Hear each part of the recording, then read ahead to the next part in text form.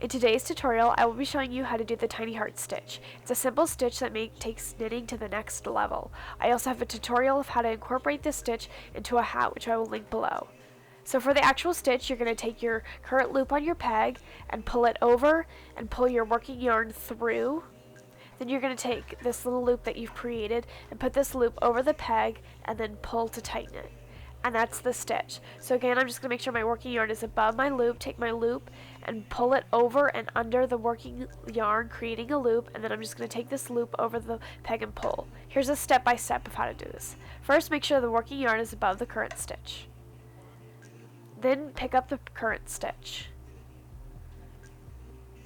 Next, you want to loop over your working yarn and pull. And finally, pull your loop over your peg.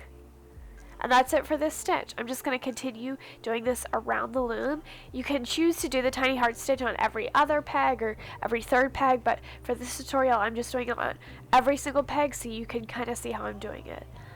This is one of those stitches that's a little hard to describe, so just showing you is really the easiest way to learn. It is a fairly simple stitch. I think it's even easier than the purl stitch, but it really kind of makes your knitting look cool and gives it a little bit more texture.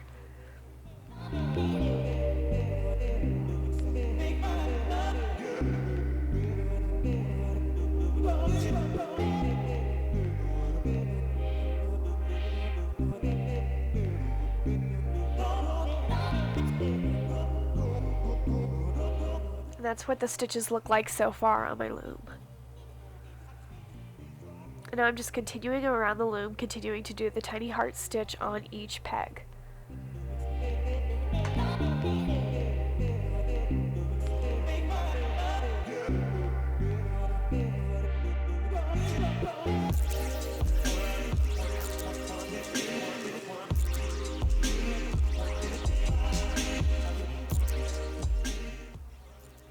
And here I am just about to do the last peg to finish off this row of tiny heart stitch.